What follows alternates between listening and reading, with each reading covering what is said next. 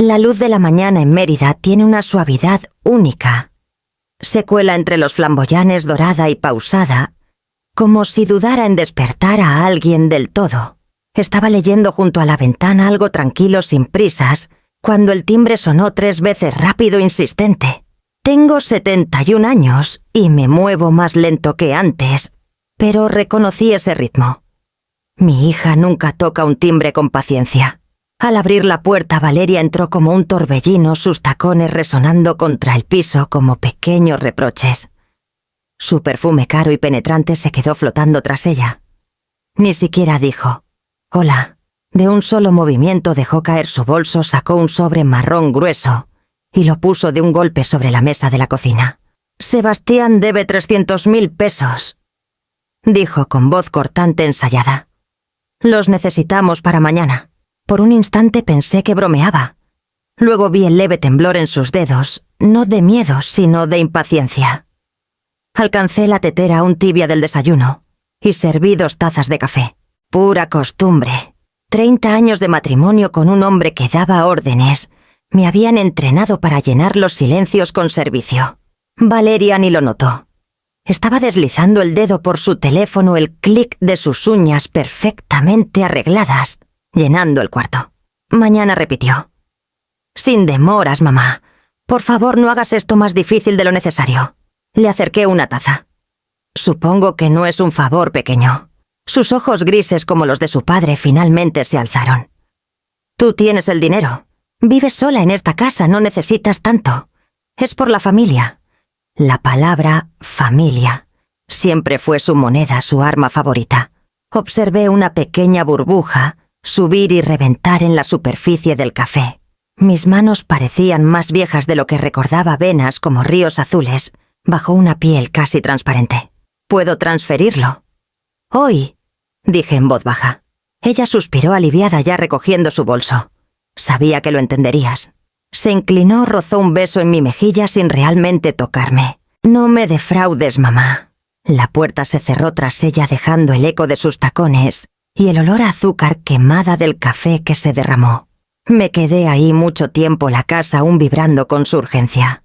En la pared sobre la mesa del comedor colgaba nuestro viejo retrato familiar Valeria, a los 12, atrapada entre una sonrisa forzada y la timidez que solía tener. El brazo de mi difunto esposo sobre mi hombro, su mano apretando incluso en el recuerdo.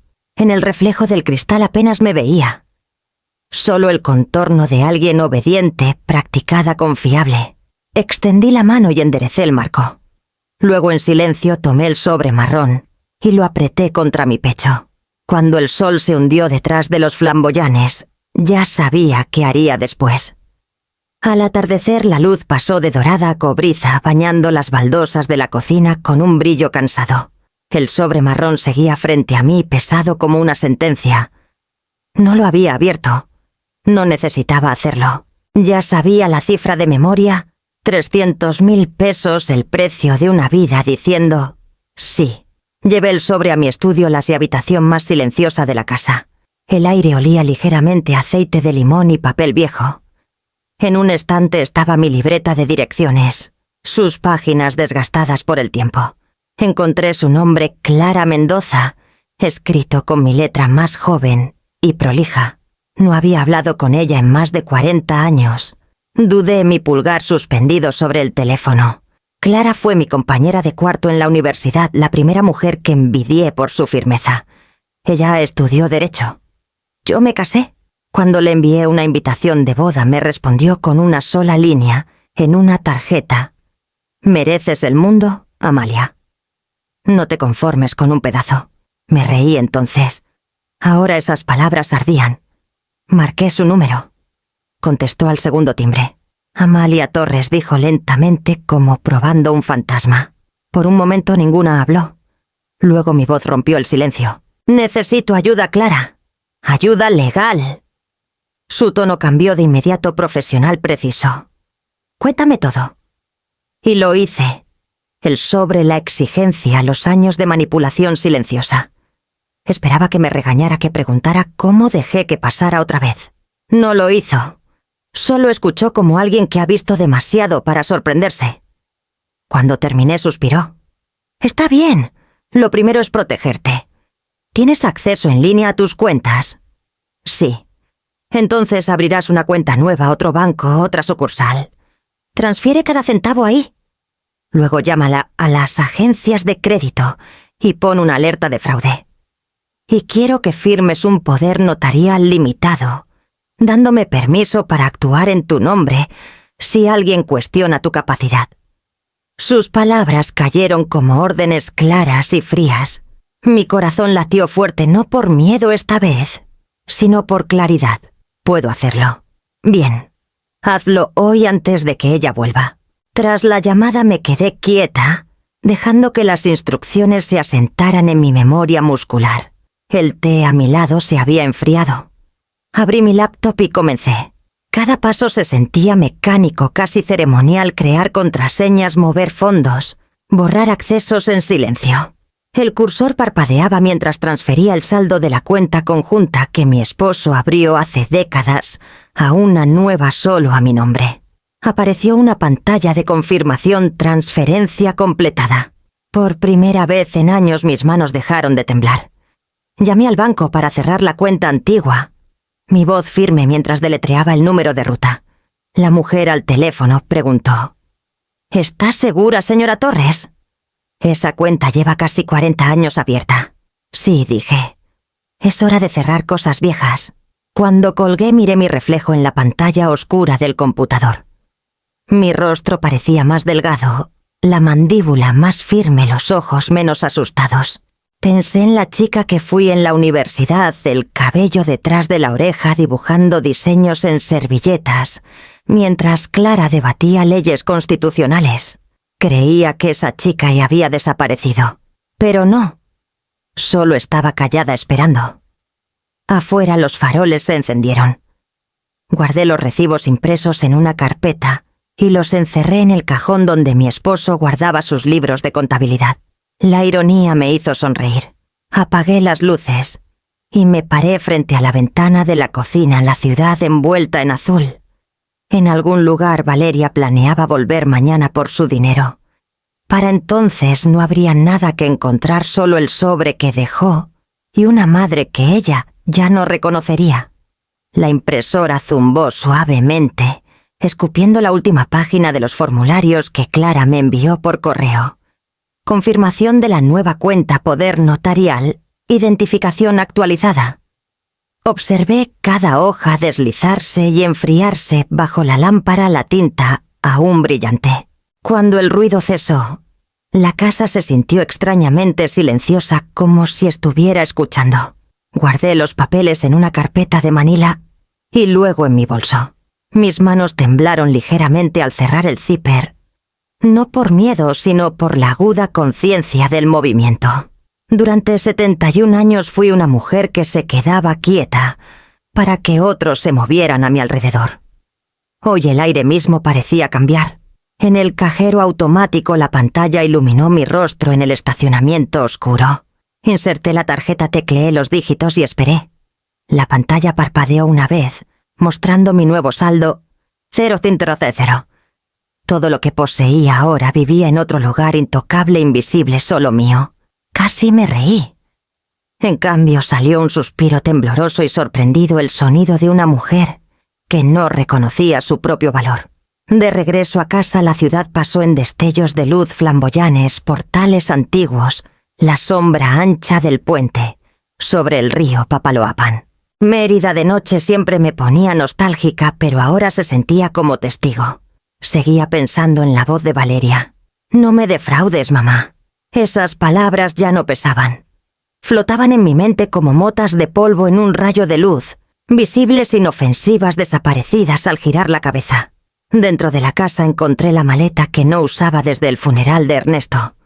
Aún olía ligeramente a cedro y a su colonia. Empaqué con cuidado 2 blusas, un cardigan, un par de pantalones, mis medicinas y mi vieja cartera de cuero.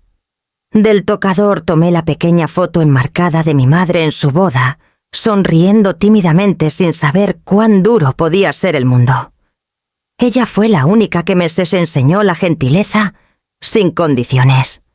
En el cajón superior del escritorio de Ernesto estaba la llave de bronce que él guardaba en su bolsillo, una reliquia del cofre de su oficina, que me prohibió abrir. La giré en mi palma, su peso absurdo y simbólico. Él ya no estaba, pero el hábito del secreto lo sobrevivió viviendo en Valeria, alimentado por mí. Guardé la llave en mi bolso. Me senté un rato en el borde de la cama escuchando el tic-tac del ventilador de techo como un metrónomo. El miedo pasaba por mí en pequeños pulsos medidos. Detrás venía algo más callado. Resolución, tal vez. Incluso expectativa. Clara había enviado un mensaje antes. Cuando estés lista, no esperes a justificarlo. Solo vete. Antes de salir volví a la cocina. El sobre marrón seguía en la mesa donde Valeria lo dejó hinchado con su expectativa. Lo aparté y saqué uno más pequeño de mi cajón. En una hoja de papel escribí con letra cuidadosa: «La decepción es mía. Sin explicaciones, sin disculpas. Solo la verdad desnuda». Lo sellé, lo puse en la mesa y dejé mis llaves de la casa junto a él. El gesto se sintió ceremonial, como si devolviera el pasado a sí mismo. El reloj dio las 11. Afuera las chicharras cantaban su coro interminable, la ciudad respirando en su ritmo húmedo. Miré por última vez la casa, los estantes ordenados, los diplomas enmarcados, la tenue mancha en la alfombra de un vaso de vino derramado hace tiempo. Cada detalle parecía pertenecer a otra persona, a una mujer que ya no era. Al salir el aire nocturno se sintió cálido contra mi piel. El asa de la maleta encajó perfectamente en mi mano. No miré atrás al cerrar la puerta por última vez. La llave giró suavemente, un sonido como de cierre, como una rebelión silenciosa, gestada durante años. A media mañana el calor de Mérida ya apretaba contra las ventanas. Las chicharras zumbaban como una advertencia que nadie quería escuchar. Un SUV plateado entró al camino de entrada de Amalia, sus llantas crujiendo contra las conchas trituradas que lo bordeaban. Valeria salió primero, impecable como siempre, aunque su blusa se pegaba a su piquillo, a su piel, y un mechón oscuro se había soltado de su moño. Sebastián la siguió, teléfono en mano, su impaciencia radiando como estática. Ella dijo que lo tendría listo, murmuró Valeria pasando la reja. No se arriesgaría a decepcionarme otra vez. La llave giró a medias, luego se detuvo. Lo intentó de nuevo con más fuerza. El cerrojo no cedió. Sebastián frunció el ceño. Seguro olvidó el cerrojo. Toca. Valeria golpeó la puerta. «Mamá, abre nada». Solo el zumbido lejano de una cortadora de césped y el murmullo constante del verano. Pegó la oreja a la madera escuchando. La casa, antes llena de los ruidos habituales de su madre, el silbido de la tetera, el roce de las pantuflas, estaba en silencio. Sebastián puso las manos contra el cristal y miró por la ventana. «No hay nadie». «Imposible», espetó Valeria. «Ella no va a ningún lado». Él intentó con el picaporte otra vez, luego miró la ventana angosta junto al porche. «¿Quieres que no te atrevas a romperla?» En cambio, ella sacó una pequeña llave de bronce de su bolso, la misma que su madre le dio hace años por si acaso. La insertó en la cerradura. Esta vez giró fácilmente. La puerta se abrió con un crujido hueco. Adentro el aire era fresco y quieto, con un leve aroma a aceite de limón. Todo estaba en su lugar: el jarrón con hortensias, las servilletas dobladas, el tic-tac familiar del reloj de la cocina. «Mamá», llamó Valeria más suave. «¿Ahora?»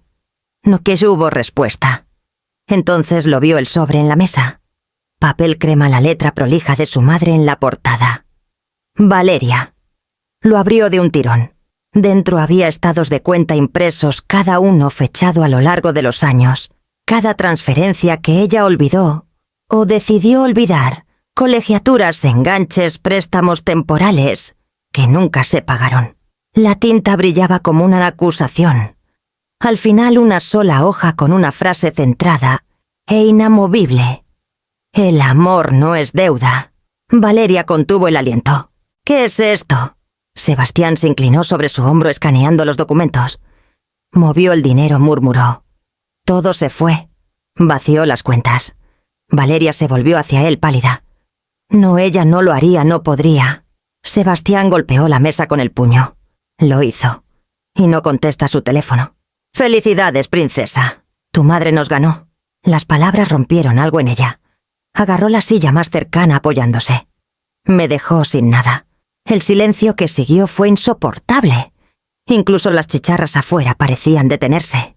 Luego, desde algún lugar profundo en su pecho, escapó un sonido, un grito crudo, sorprendido, que rasgó el silencio de la casa resonando en las paredes, que alguna vez guardaron la risa suave de su madre.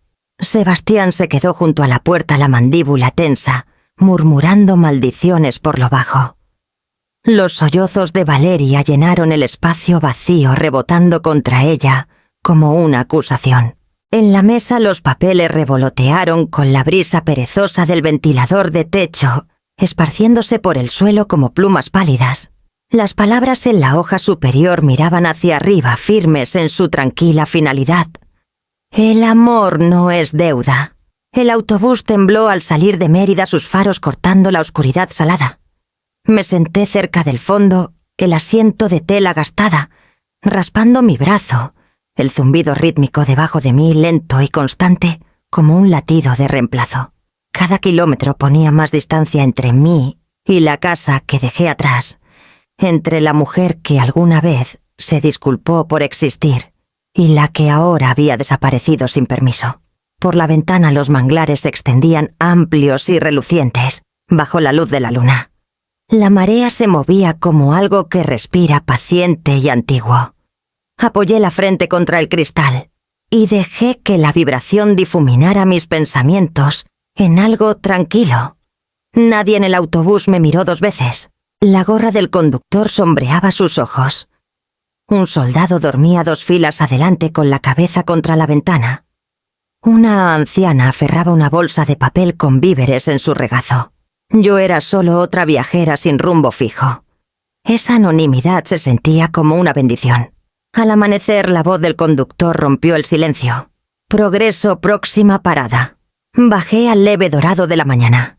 El pueblo me recibió con el aroma a sal y magnolias, el crujido de los barcos meciéndose en el puerto. No estaba lejos de Mérida, pero parecía otra vida. Las calles estaban llenas de casas color pastel y balcones de hierro, el tipo de lugar donde la gente dice «buenos días» por costumbre. Caminé hasta encontrar un letrero que decía «cuartos en renta semanal o mensual». La mujer que abrió la puerta era rellenita de ojos amables, con un bolígrafo metido en el cabello. «¿Nombre?», preguntó. Dudé lo suficiente para sentirlo. «Elena Mora». Las palabras salieron fáciles, suaves, pero seguras.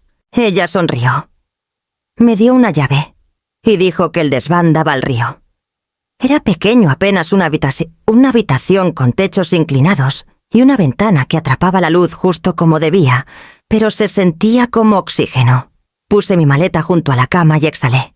El pueblo se movía debajo de mí, pescadores gritándose en los muelles, el murmullo bajo de la radio de una cafetería. Caminé a la ventana viendo el agua ondear en la luz temprana. Por primera vez en años nadie sabía dónde estaba. Nadie esperaba nada. Desempaqué despacio. La foto de mi madre fue al buró. La llave de bronce descansó junto a ella, su brillo opaco, recordándome que no había escapado del pasado, solo había aprendido a cargarlo diferente. Cuando el sol subió más alto, saqué mi teléfono y marqué el número que ahora sabía de memoria. Clara, dije cuando contestó su voz clara, incluso a través de la estática. Amalia Elena, corregí suavemente. Por ahora. Hubo una pausa. Luego ella exhaló. ¿Estás a salvo? Miré el río, el agua atrapando la luz como vidrio fundido. Estoy a salvo, dije. Por ahora. Terminé la llamada, dejé el teléfono y escuché a las gaviotas girando en lo alto. El sonido no era exactamente paz, pero era algo cercano como el primer respiro de libertad tras contenerlo por media vida. El aire matutino en progreso tenía una quietud distinta, más limpia, más suave, como si nunca hubiera que aprendido a guardar secretos. Desde la ventana de mi desván, Veía el puerto despertar gaviotas volando bajo pescadores limpiando sus cubiertas, una mujer paseando a su perro frente a las tiendas color pastel. La vida aquí se movía con un ritmo tan gentil que incluso mis pensamientos empezaban a seguirlo. Extendí un pequeño cuadrado de lino sobre la mesa, enhebré una aguja y comencé a bordar. Mis manos recordaban los movimientos al instante. Hace años bordar era mi refugio, mi manera de crear algo delicado, cuando todo a mi alrededor era afilado. Pero Ernesto lo odiaba. Aún podía escuchar su voz precisa y despectiva. «Pasas horas en esas cosas, Amalia. ¿Para qué? ¿Unos pesos en las ferias de la iglesia? Deberías aprender algo útil». Lo decías a menudo, a veces con una risa, a veces con una mirada que podía cortar el aire. Dejé de intentar explicar que no se trataba de dinero. Era paz. Pero él medía el valor en márgenes de ganancia y yo aprendí lentamente a callarme. Más tarde Valeria heredó ese tono, la misma autoridad fría que reducía mis elecciones a tonterías. «Mamá, no pierdas tiempo en esos proyectitos». Nunca se dio cuenta de que estaba repitiendo a su padre. O tal vez sí. Dejé la aguja y tomé un respiro largo. El aroma a lino y jabón llenó la pequeña vacía habitación. Por primera vez en años me permití bordar, no por la aprobación de alguien, sino porque quería ver la belleza aparecer hilo tras hilo. Por la tarde, llevé una canasta de servilletas y caminos de mesa, bordados al mercado del sábado, junto al malecón. La plaza estaba viva con color canastas de duraznos, frascos de miel, adornos de vidrio soplado que atrapaban el sol. Renté una mesa angosta de madera por 10 pesos y extendí mi trabajo cuidadosamente. Al principio sentí la vieja punzada de inseguridad. ¿Y si nadie se detenía? ¿Y si era ridícula una mujer de 71 años intentando empezar de nuevo con hilo y tela? Pero la gente se detuvo. Una pareja joven comprando recuerdos admiró la garza azul bordada en un camino de lino. Una maestra jubilada preguntó si podía bordar iniciales para sus nietos. Incluso el vendedor de al lado, un hombre que vendía velas con forma de conchas, sonrió y dijo: «Tienes buen ojo para los colores, señora». Señora. No madre, no querida, no amor. Solo señora. Una palabra que llevaba respeto simple, nada más, nada menos. Ese día gané 27 pesos. Suficiente para víveres y una sensación de triunfo callado. Regresé al desván con la canasta ligera en el brazo y el tipo de cansancio que viene del esfuerzo honesto, no del daño emocional. Esa noche, mientras el sol se desvanecía en el río, colgué algunos lienzos sin terminar junto a la ventana para que se secaran. La tela se mecía suavemente en la brisa, atrapando el brillo anaranjado del atardecer. Mis dedos dolían de manera agradable. Serví un vaso pequeño de té de Jamaica y me senté junto a la ventana dejando que mis pensamientos vagaran.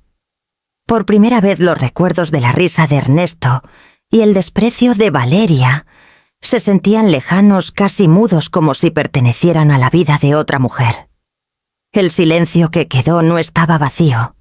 Estaba lleno de algo nuevo, posibilidad tal vez, o simplemente el murmullo de mi propia voz, no dicha, pero firme. Las gaviotas llamaban afuera, sus gritos mezclándose con el roce de las hojas. Miré mis manos, la aguja aún enhebrada con hilo dorado pálido, y me di cuenta de que por primera vez en medio siglo estaba creando algo sin miedo a ser vista. O a no serlo. La carta llegó un jueves por la mañana deslizada bajo la puerta mientras servía agua para el té. El sobre era pesado con el nombre de un despacho de abogados en Mérida que no reconocí. Mis manos dudaron sobre el papel, viejos instintos, susurrando que nada bueno llega tan pulcramente doblado. Dentro había 4 páginas de lenguaje legal en tinta negra. Palabras como petición, tutela, incapacidad mental.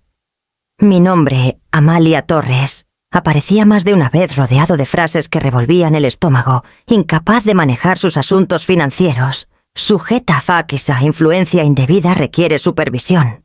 Al final estaba una firma que conocía demasiado bien, Valeria Vargas. La tetera comenzó a chillar. La apagué mecánicamente y la aparté. Leí la carta 2 veces luego. Una tercera más despacio, hasta que el significado se filtró como agua fría a través de la tela. Mi hija no solo estaba enojada, intentaba hacerme declarar incompetente. Por mucho tiempo solo estuve ahí, la luz matutina colándose por las cortinas, atrapando las venas azules en mis manos. Mi primer pensamiento no fue enojo, fue duelo. El tipo que te vacía silenciosamente como una fuga lenta en el corazón. Por la tarde escaneé la carta y se la envié a Clara con una sola línea. ¿Y ahora qué? Llamó en menos de 1 hora. Amalia escucha con atención. Su voz era calma, precisa, con la misma autoridad que recordaba de nuestros años en la universidad. La mujer que podía desmantelar el argumento de un profesor con una ceja levantada. Esto es una revisión de tutela. Alegan que no estás mentalmente apta para manejar tu patrimonio, probablemente por el retiro repentino de fondos y tu reubicación. Intentarán probar que eres inestable. Exhalé temblorosa. ¿Y tú puedes detenerlos? Ya lo hice, respondió. Lo anticipé. Preparé documentación, evaluaciones médicas que confirman tu salud mental, registros de transacciones que muestran que cada transferencia fue legal y autorizada. Presentaré la contrademanda hoy. Su eficiencia me estabilizó, pero el miedo volvió a colarse por los bordes. Es mi hija, Clara. ¿Cómo pudo hacer esto? Hubo una pausa. Porque está perdiendo el control. Y el control fue el único idioma que aprendió de tu esposo. Cerré los ojos. La verdad en sus palabras golpeó como un veredicto callado. Clara continuó ahora con tono enérgico. Escucha. Presionarán por una tesaudiencia, pero no prosperará. Aún así debes mantenerte en silencio, sin redes sociales, sin llamadas, sin contacto con nadie que pueda revelar tu ubicación. La desesperación hace que la gente sea creativa. La línea crepitó con la distancia y los recuerdos no dichos. Dices que debo desaparecer otra vez. Murmuré. Digo que debes permanecer invisible hasta que la ley los alcance, corrigió. Déjame manejar el ruido. Tú concéntrate en mantenerte entera. Esa noche caminé hasta el muelle al borde del pueblo. El cielo estaba bajo y magullado el agua oscura y llena de pequeñas ondas. Observé los barcos mecerse suavemente en sus amarres, las cuerdas crujiendo con cada movimiento. Las luces del pueblo se encendían detrás de mí una por una. En algún lugar de Mérida mi hija construía un caso de que su madre había perdido la cabeza. Pero aquí, en este pequeño rincón de Progreso, sentía mi mente agudizarse, no desdibujarse.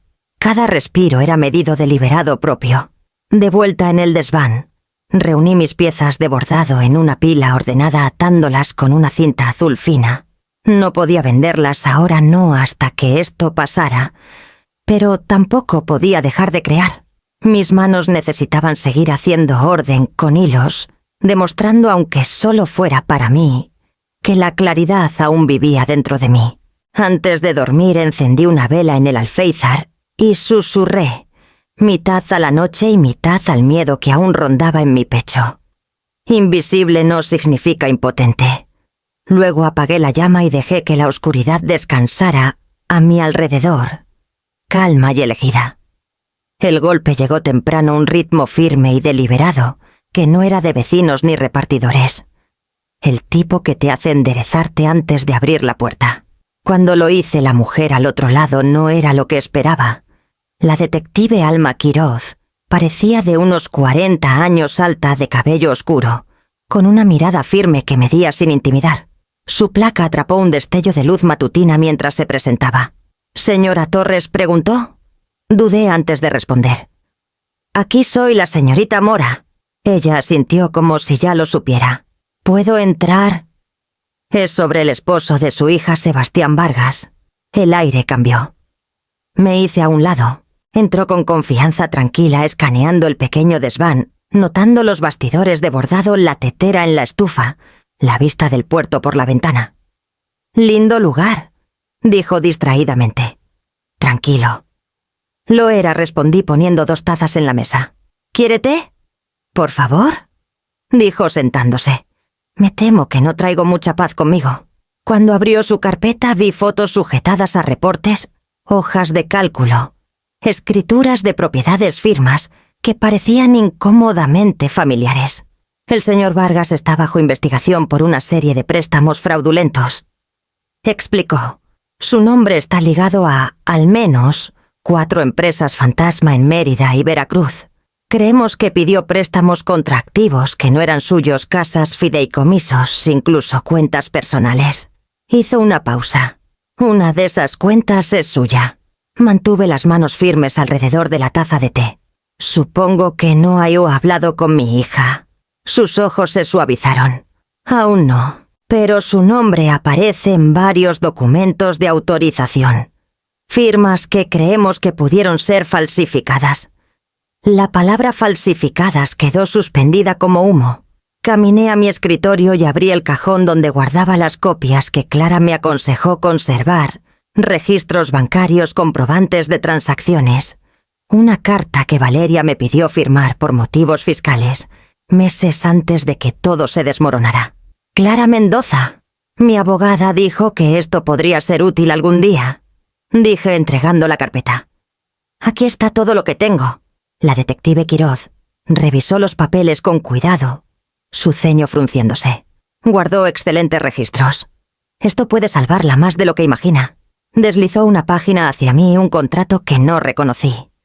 Mi nombre estaba garabateado en la parte inferior, en tinta curva perfecto, salvo por el floreo en la A. Ernesto solía burlarse de ese floreo. Desapareció de mi letra hace años. Este no es mío, dije en voz baja. No susurró ella, es de ella.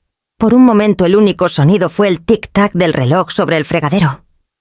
La detective me estudió no con sospecha, sino con algo más cercano a la empatía. Ha pasado por mucho, ¿verdad? La mayor parte en silencio. Dije, así nos enseñan a las mujeres a sobrevivir. Ella dio una pequeña sonrisa cómplice. Mi madre decía lo mismo.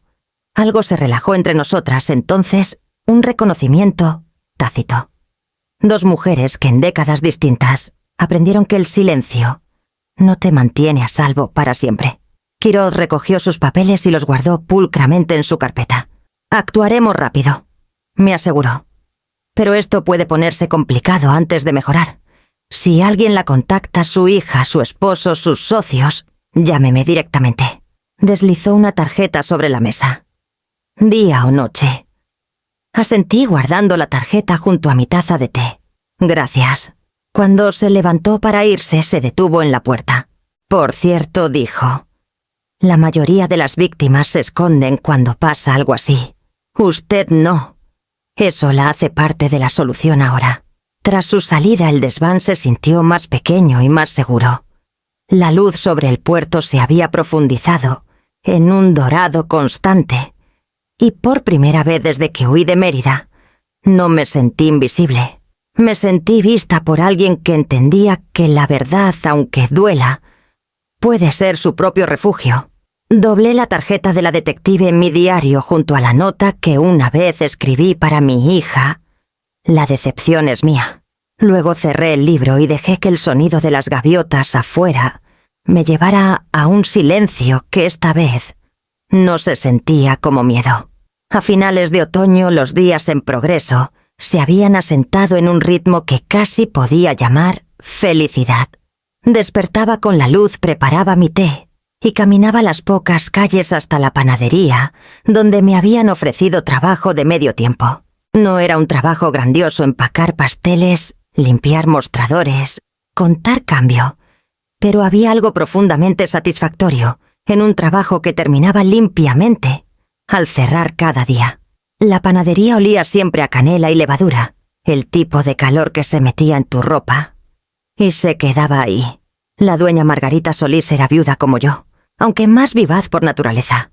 Tarareaba mientras amasaba y hablaba con los clientes como si los conociera de toda la vida. «Tienes manos cuidadosas», dijo una mañana viéndome atar cajas con cordel. «No todos tienen la paciencia para esquinas perfectas». He tenido años practicando que las cosas encajen, respondí, antes de darme cuenta de lo cierto que sonaba. Margarita sonrió suavemente como si entendiera más de lo que dije. La mayoría de las tardes tras cerrar, llevaba a casa un pan pequeño o una bolsa de cuernitos y me sentaba junto a la ventana con un libro. Me había unido al círculo de lectura de la biblioteca del pueblo. Media docena de mujeres que se reunían los jueves para hablar de historias y compartir compañía callada. No preguntaban. Me llamaban Elena. Preguntaban si me gustaba el pay de nuez, si prefería misterios o memorias. Me trataban no como alguien con un pasado, sino simplemente como alguien presente. Había consuelo en eso, vivir una vida del tamaño de mis propias manos, ni más grande ni más pequeña. Dejé de mirar por encima del hombro cada vez que pasaba el motor de un autobús. Mi risa cuando llegaba no sonaba prestada. Una noche tras la reunión del club de lectura en la cafetería cerca del río, me quedé afuera viendo el agua brillar bajo los faroles. Comenzó a lloviznar haciendo brillar los adoquines. Me ajusté el abrigo y caminé a casa saboreando el silencio que sigue a la lluvia.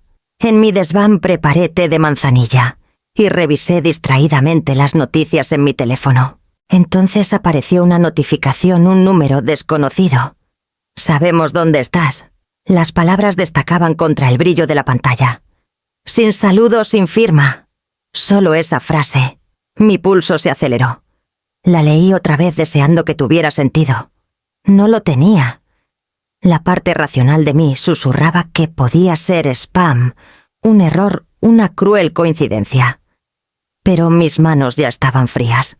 Afuera la lluvia se intensificó golpeando las ventanas como un pensamiento insistente. Me quedé inmóvil mucho tiempo, el sabor del miedo, regresando agudo a mi lengua. Luego lentamente puse el teléfono boca abajo en la mesa. El pan que traje a casa descansaba a su lado, aún tibio, aún fragante. La vida por fin había comenzado a sentirse normal otra vez, hasta que ese mensaje me recordó que lo normal podría no ser ya mío para conservar. Ocurrió justo después del cierre en la panadería. Los últimos clientes se habían ido y Margarita tarareaba mientras limpiaba los mostradores. Me estaba quitando el delantal cuando la campana sobre la puerta sonó otra vez. Me giré y el tiempo se dobló. Valeria estaba ahí, pálida como tiza, el cabello suelto, los ojos enrojecidos. No se parecía en nada a la mujer que irrumpió en mi cocina en Mérida hace semanas blandiendo un sobre como sentencia. Esta versión de ella era más pequeña, los bordes suavizados por el agotamiento y el miedo. Mamá susurró. No tenía dónde más ir. La palabra mamá golpeó fuerte. No la había escuchado en voz alta desde antes de desaparecer. Mi garganta se cerró. Margarita, dije suavemente. ¿Te importa cerrar? Los ojos de la mujer mayor pasaron entre nosotras. No hizo preguntas, solo asintió. Claro, Elena. Terminaré atrás. Cuando la puerta hizo clic, Valeria se apoyó en el mostrador temblando. Lo saben, dijo. Saben de la transferencia de la casa de ti. Sebastián, él les dijo que tenías dinero escondido. Un escalofrío recorrió mi columna. ¿Qué quieres decir con ellos? Su voz se quebró.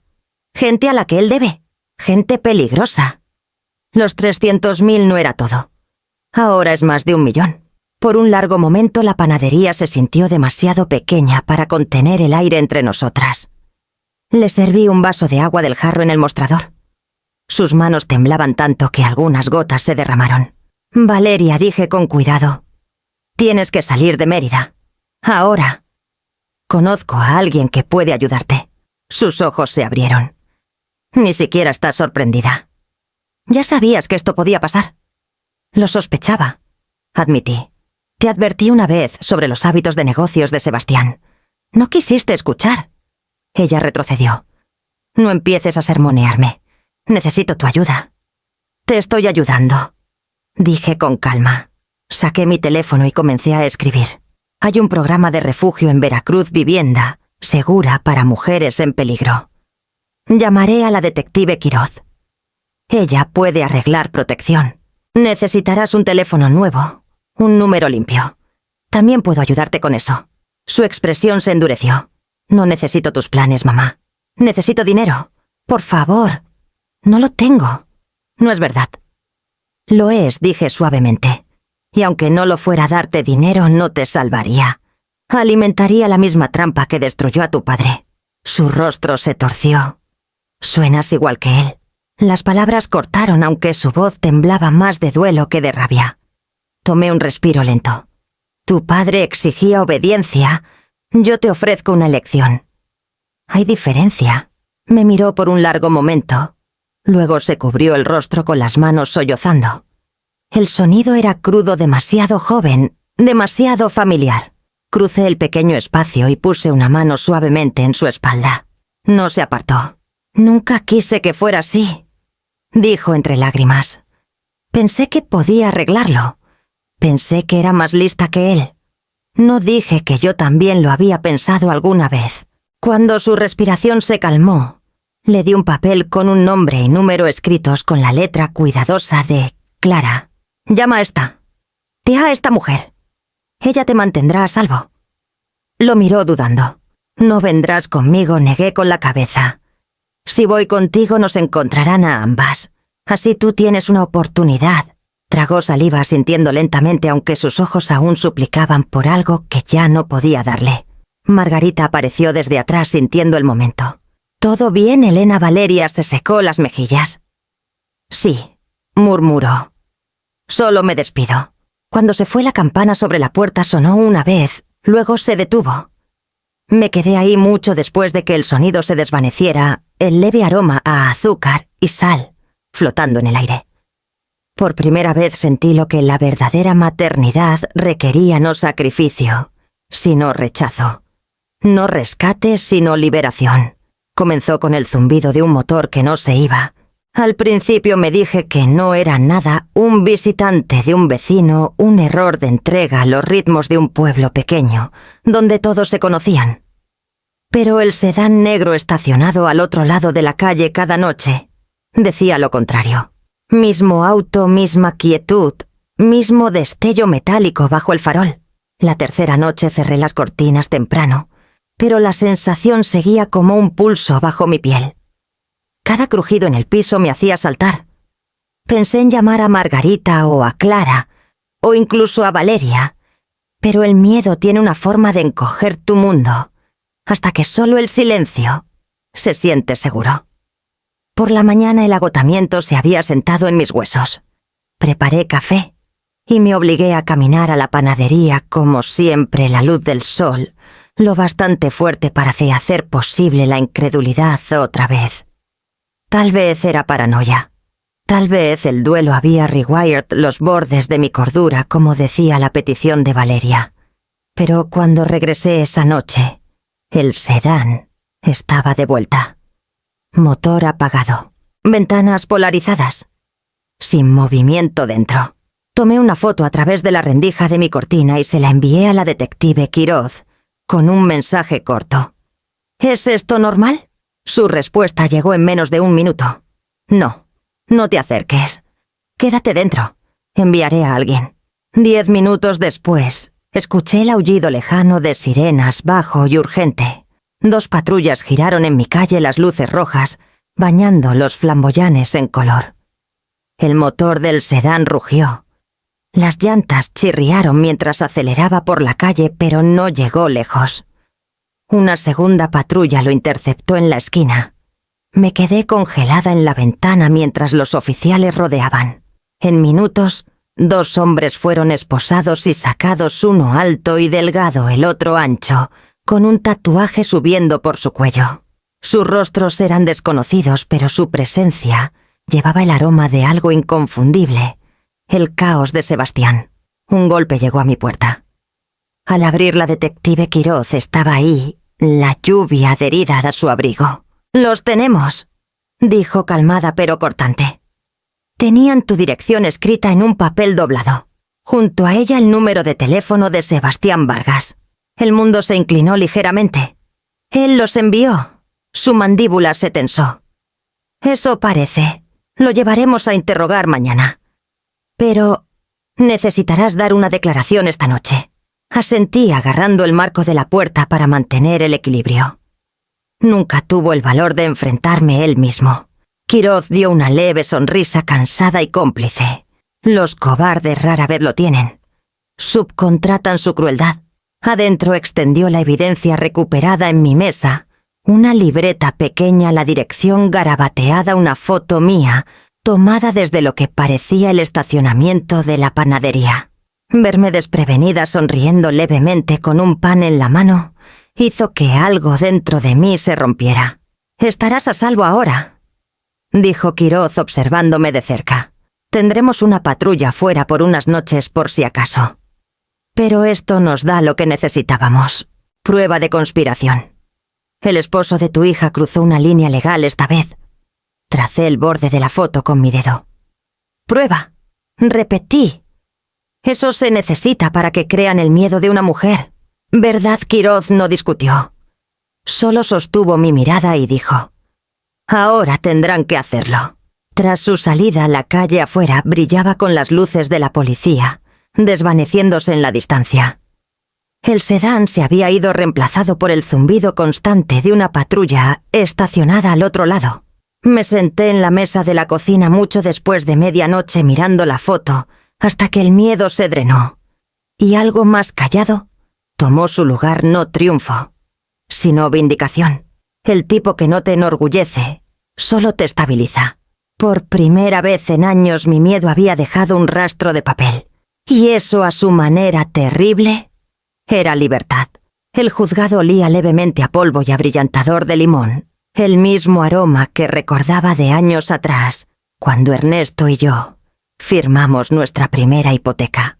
Entonces era una esposa guiada por las formalidades de las decisiones de su marido. Ahora estaba en el umbral de un tribunal para reclamar lo que décadas de obediencia me habían costado mi propia voz. La detective Quiroz me recibió en la puerta. «Lo harás bien», dijo suavemente. Su presencia me ancló. Era de las pocas que no me trataban como una reliquia frágil. Asentí apretando la carpeta delgada que Clara me ayudó a preparar, una declaración de impacto, de la víctima impresa con cuidado, cada palabra medida y deliberada. Adentro el aire era pesado, húmedo, incluso bajo el zumbido de los ventiladores de techo. Los reporteros susurraban en la última fila. El juez presidía como una estatua de granito, su expresión ilegible. Sebastián estaba en la mesa de la defensa, más delgado, el cabello peinado con esfuerzo. Su arrogancia se había marchitado en algo más afilado resentimiento.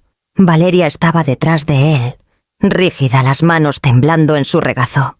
Parecía una mujer al borde de la comprensión y la ruina. Cuando llamaron mi nombre me levanté. El alguacil me llevó al estrado, mis zapatos resonando en el piso pulido. Mi corazón latía no de miedo sino de claridad. Puse la mano en la Biblia, juré, y desplegué mi declaración. «Mi nombre es Amalia Torres». Comencé mi voz firme, aunque parecía venir de algún lugar profundo, bajo mis costillas. Durante la mayor parte de mi vida creí que el amor significaba dar todo lo que tienes y luego más. Lo aprendí de mi esposo. Él amaba a través del control, del silencio, del dinero usado como correa en lugar de regalo. Algunos bolígrafos dejaron de moverse. Incluso el juez alzó la vista. Cuando murió pensé que era libre. Pero el control es un idioma que resuena. Mi hija también lo aprendió. Creía que el afecto era una transacción que yo le debía consuelo, a cualquier costo. Vino a mí con las deudas de su esposo y lo llamó amor. Cuando me negué, lo llamó traición. Pasé décadas confundiendo obediencia con compasión. Mi garganta se apretó, pero seguí leyendo. Esto no es venganza, es reclamación. Lo que tomaron no fue dinero, fue la creencia de que solo valgo cuando soy útil.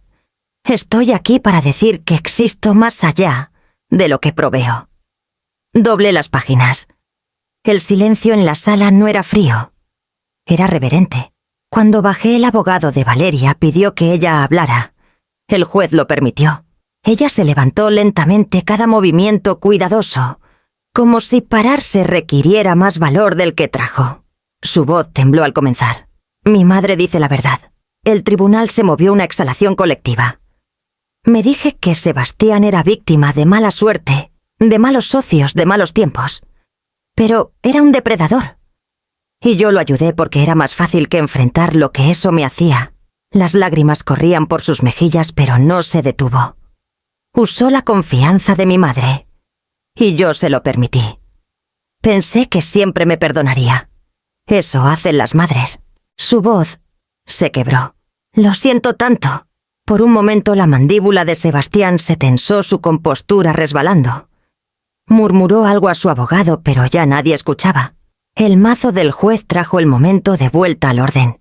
Este tribunal reconoce ambos testimonios. La evidencia respalda los cargos de fraude y coerción. Su tono llevaba la finalidad de una puerta cerrándose. Cuando dejé el estrado, Valeria no encontró mis ojos, pero su disculpa flotaba en el aire como una tregua frágil. Afuera el calor de Mérida me envolvió denso, implacable, pero vivo. Clara esperaba en las escaleras del juzgado con los lentes de sol en la cabeza. «Hablaste con belleza», dijo. Exhalé sintiendo el temblor en mis manos solo ahora. «No fue belleza», murmuré. «Fue la verdad». Y después de todos estos años finalmente sobreviví al sonido de ella. La sentencia ocurrió un jueves gris por la mañana, de esos que parecen medio dormidos. La lluvia rayaba las ventanas del juzgado mientras el juez Corwin leía la decisión final. Sebastián estaba inmóvil en la mesa de la defensa, su traje caro ahora suelto, su rostro tenso por la incredulidad, por múltiples cargos de fraude electrónico, coerción y conspiración. Dijo el juez. Este tribunal sentencia a Sebastián Vargas a 8 años en custodia estatal, con restitución a las vicas y las víctimas. El mazo golpeó una vez firme como un trueno. Todo terminó. A mi lado, Clara soltó un suspiro que llevaba semanas conteniendo. Valeria estaba 2 filas adelante, la cabeza agacha, las manos entrelazadas como en oración. Cuando se llevaron a Sebastián no levantó la vista. Ni una vez. Afuera la lluvia se había convertido en bruma. La detective Quiroz me encontró en las escaleras del juzgado, el cuello de su abrigo oscurecido por la llovizna. «Hiciste más que protegerte», dijo. «Detuviste a un hombre que habría destruido a otros. La mitad de los nombres en nuestra lista eran mujeres que convenció para firmar préstamos. Nos diste la prueba que necesitábamos». Sus palabras cayeron suavemente, pero no trajeron triunfo, solo un dolor demasiado profundo para nombrar.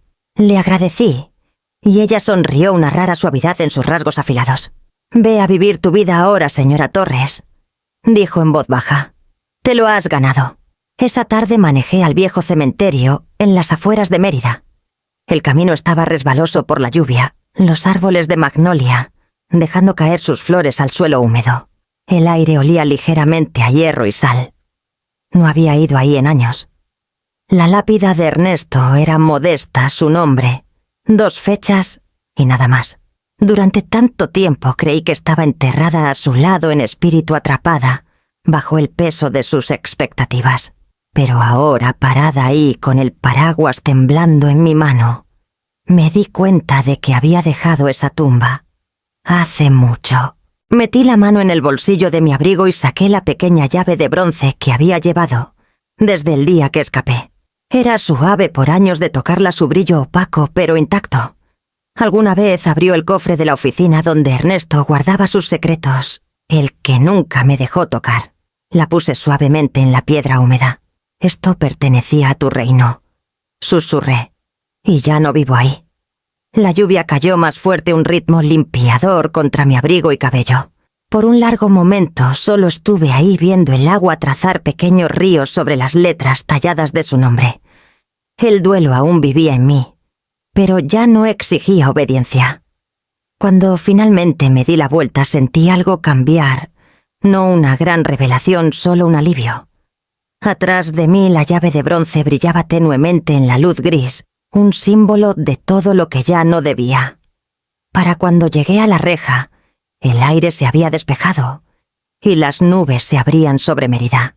En algún lugar detrás de mí estaba el peso de la justicia. Adelante algo más ligero esperaba algo que por primera vez podría ser paz.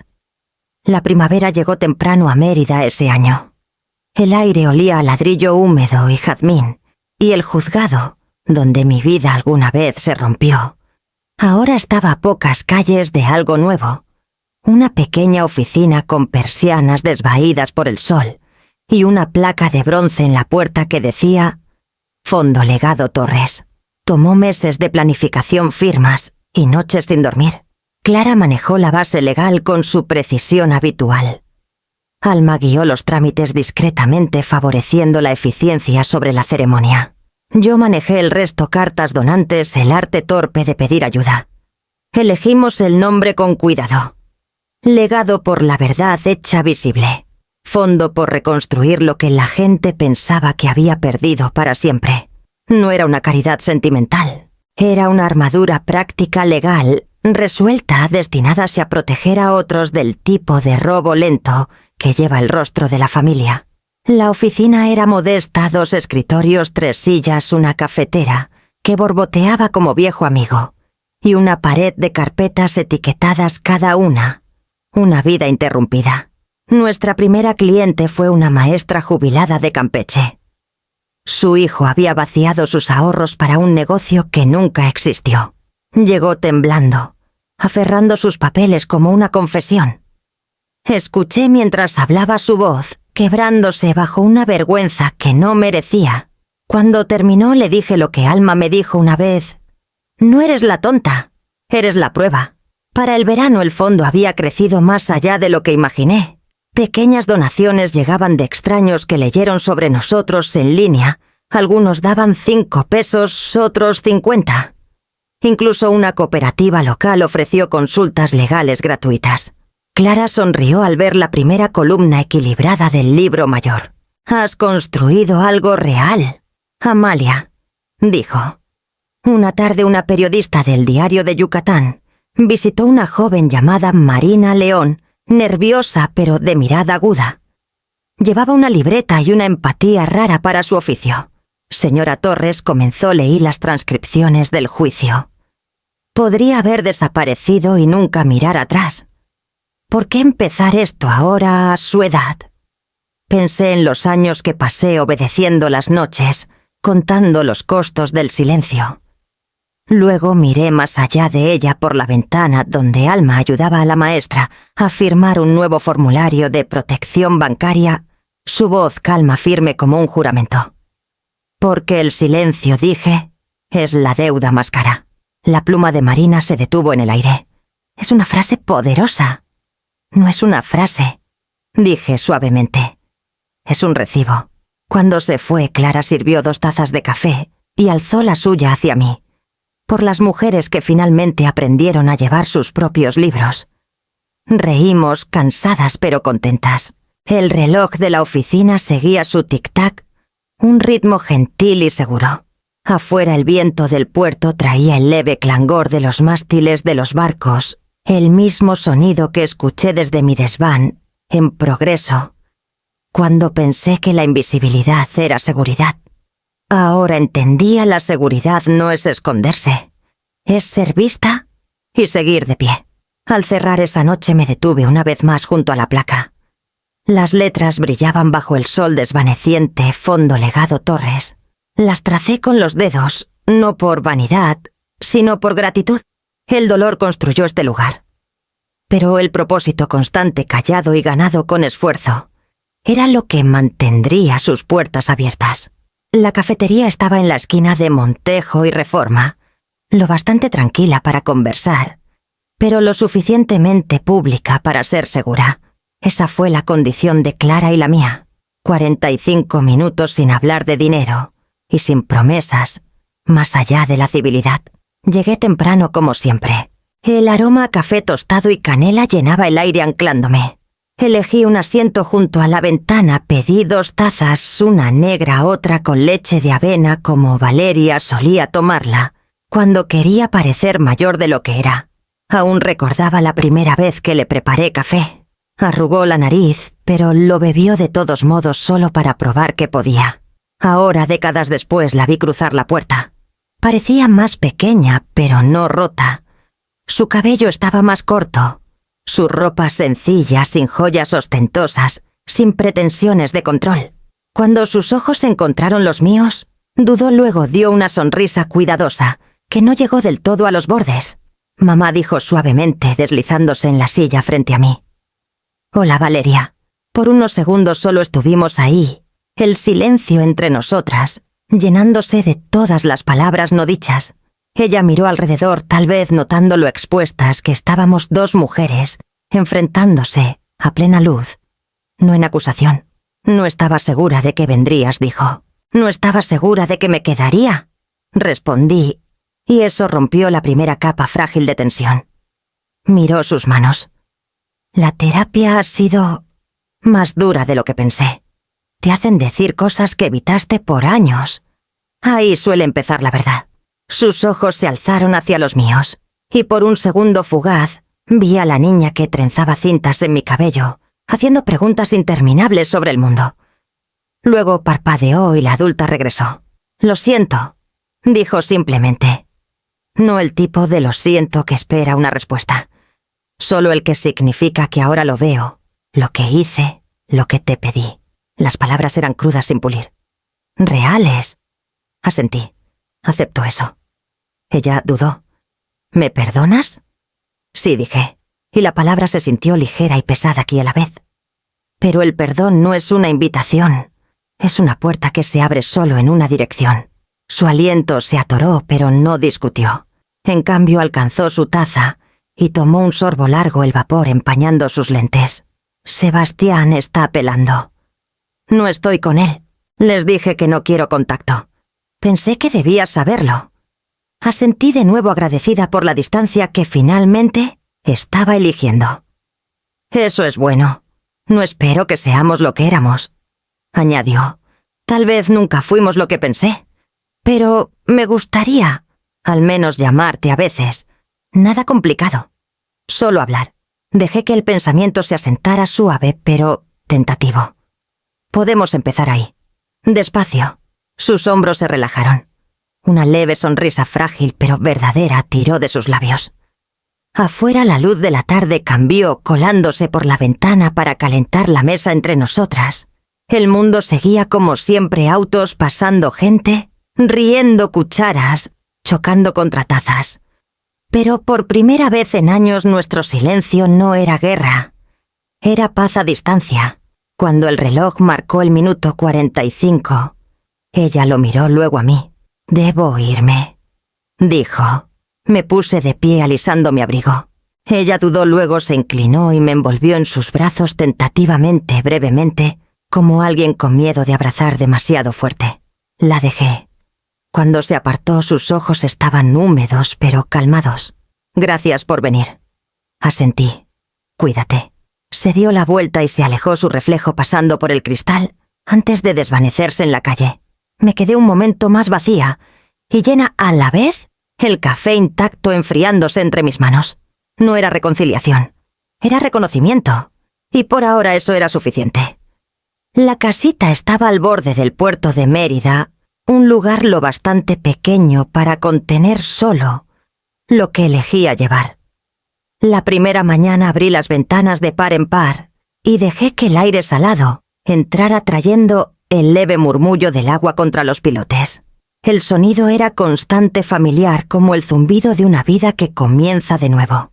Había dejado el desván en progreso, una vez que el fondo estuvo estable, y mi trabajo allí terminó. Clara lo llamó un retiro estratégico, pero se sentía más como un regreso a casa. La casita era sencilla, encalada con persianas que crujían en el viento, y un porche justo para una mecedora y una maceta de romero.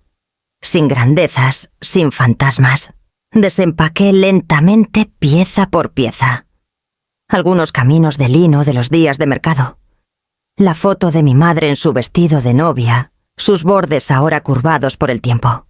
Una pila de cartas de clientes que, el fondo legado, ayudó, agradecimientos escritos a mano de personas que, como yo, aprendieron que sobrevivir no es vergonzoso. En una caja de lata pequeña encontré las llaves de bronce que había escondido por años, una del escritorio viejo de Ernesto, otra de la casa de Mérida que cerré por última vez la noche que desaparecí. Sus superficies estaban opacas y suaves, por mi tacto reliquias de 2 jaulas que aprendí a abrir solo al alejarme. Esa tarde me senté en el porche con un carrete de alambre fino, un martillo pequeño y un trozo de madera blanqueada por el mar. Mis manos, antes temblorosas por el miedo, se movían ahora con certeza. Una por una até las llaves al alambre y las fijé a la madera, espaciándolas para que respiraran y hablaran. Cuando levanté el móvil terminado el bronce, atrapó la luz del sol destellando brevemente antes de calmarse.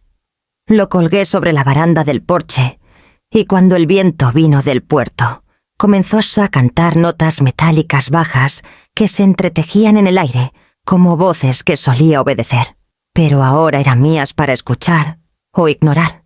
Al caer la tarde preparé té y saqué mi cuaderno al porche. El diario me había seguido a través de cada versión de mí de esposa fugitiva, de fantasma sobreviviente. Las páginas estaban llenas de tinta y memoria, pero dejé una en blanco al final. Escribí lentamente las letras curvándose firmes y seguras. El amor me construyó. Los límites me salvaron. Las palabras parecían finales no porque terminaran algo, sino porque lo honraban. Las luces del puerto brillaban mientras el crepúsculo se profundizaba. En la distancia podía escuchar la voz de Alma en una llamada, riendo suavemente, probablemente desde su oficina en el centro.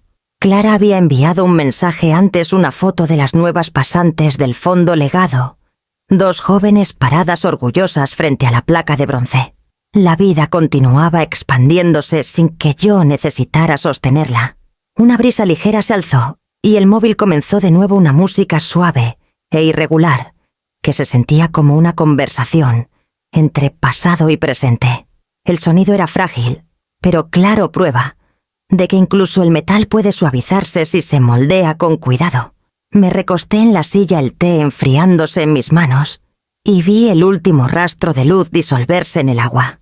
Por primera vez en mucho tiempo, el silencio no se sentía como espera, se sentía como paz. El viento sopló una vez más, atrapando el móvil por completo.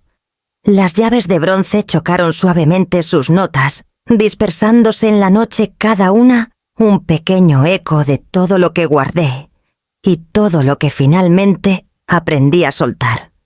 Las tardes en Mérida se habían alargado con esa luz que se demora como un pensamiento tardío. Desde el porche de la casita, veía el puerto transformarse lentamente, azul a ámbar, ámbar a plata, hasta que el cielo se convertía en un espejo de cosas calladas. El móvil de llaves sobre mí se movía con la marea, sus notas mezclándose con el leve traqueteo de los aparejos en los muelles. Cada sonido se sentía ahora deliberado. El mundo ya no pasaba corriendo.